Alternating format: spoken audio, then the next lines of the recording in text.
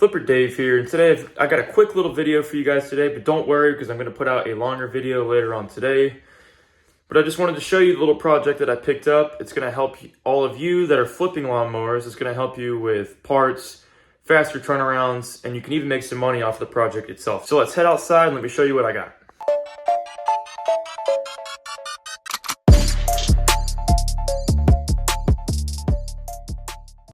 So here we've got a Briggs & Stratton 500E series mower in pieces. That is a perfectly good engine cowl. Here's the recoil spring for it, for the pull cord. I can record that, but that spring looks messed up, but we could get a new spring for that if we really need to. Or, if the plastic piece broke off in another mower, and we needed this and the spring was still good, I could swap the spring in, plastic piece, record it, good to go. And here's the engine. Here's the problem.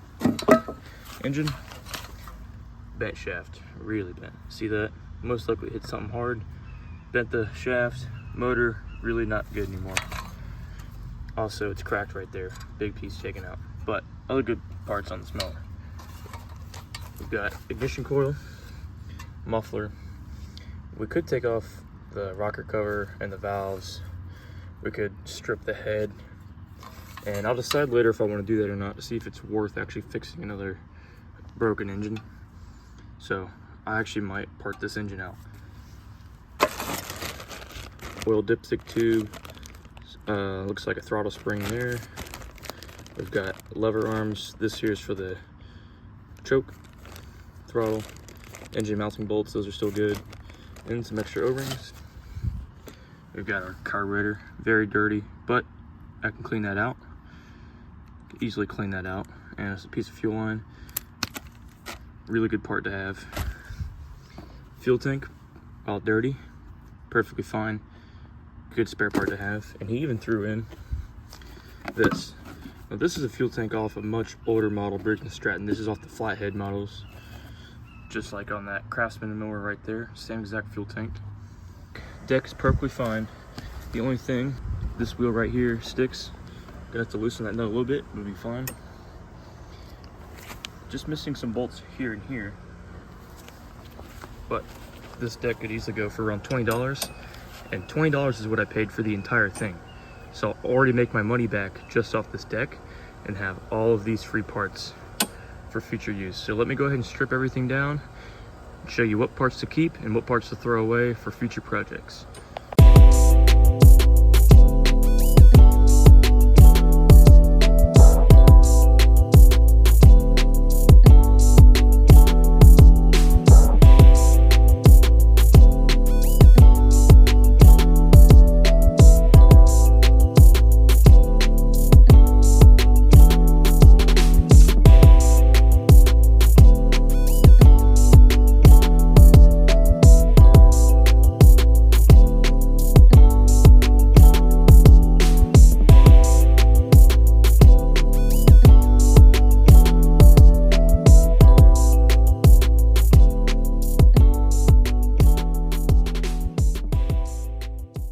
I want to give a quick shout out to my Milwaukee M12. For reference, it only weighs 41.4 ounces. That's only 2.5 pounds with the battery on. This thing makes quick work of parting out lawnmowers. It's powerful for how small it is, fits into tight spots, makes it super efficient.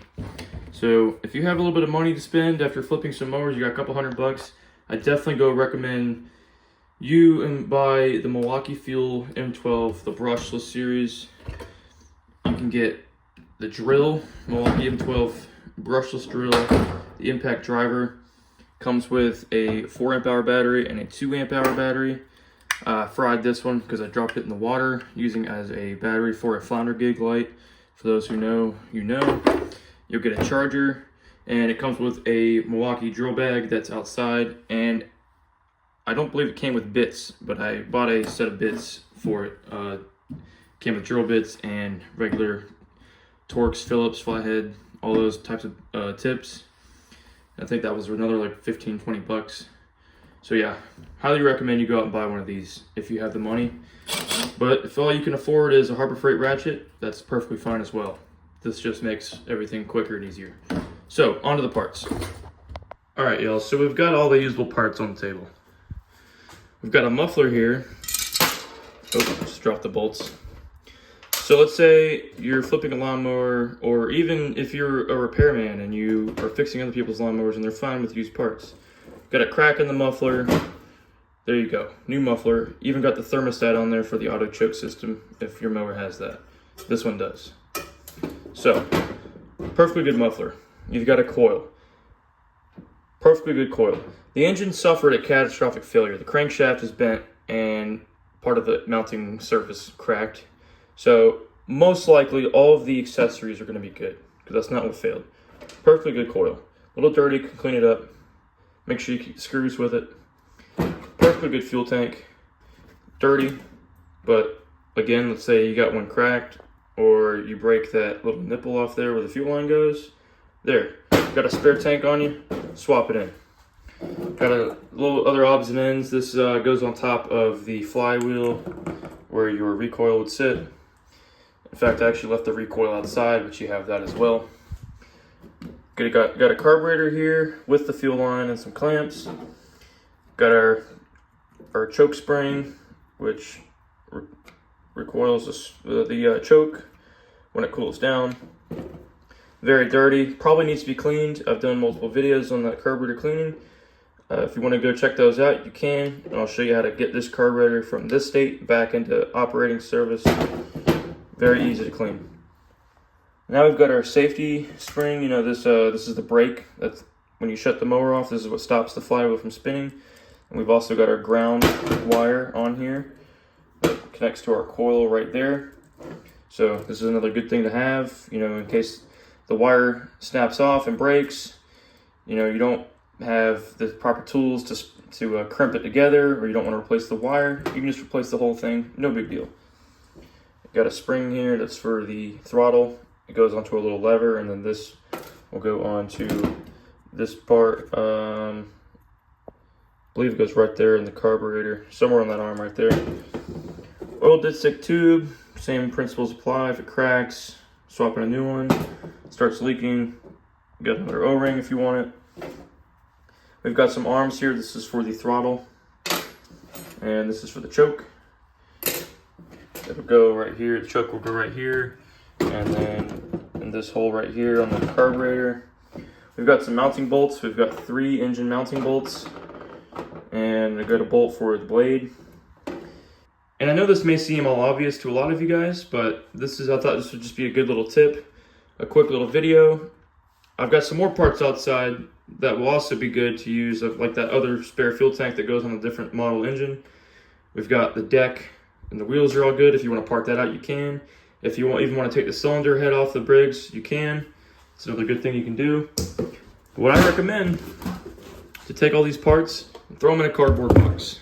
You've got your tank, muffler, ignition coil, carburetor, oil dipstick tube, your brake and your ground line for the coil. You've got spare arms, throttle spring, 3 mounting bolts, spare O-ring. You've got your blade mounting bolt, and you've got the part on the flywheel that connects to the recoil spring for the full cord. And there, you've got basically an entire accessory rebuild kit for Briggs & Stratton 550 series. I think that was a 500 series actually, I don't remember what it said. But remember, you've also got that engine cowling back there. All those other parts, tape that up, take you a Sharpie, and write on top what model engine this all goes to. And a lot of these are actually interchangeable. You've got a 625, a lot of this will fit on there. A lot of these newer Briggs, the parts are all interchangeable. That carburetor goes on a lot of different lawnmowers. Just write the model that it goes on, or even just write Briggs & Stratton parts.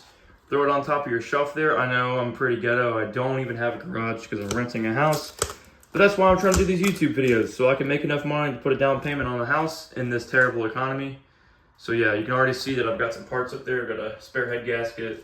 I've got a battery, some tools. I got another coil laying up there, you know. So yeah, go ahead and throw that up on the shelf. Quick video for you guys today. I hope you enjoyed the video. I hope you learned something. Leave a comment so you learned something from me. Go ahead and watch those other videos if you want to learn how to clean out those carburetors. And thanks for watching.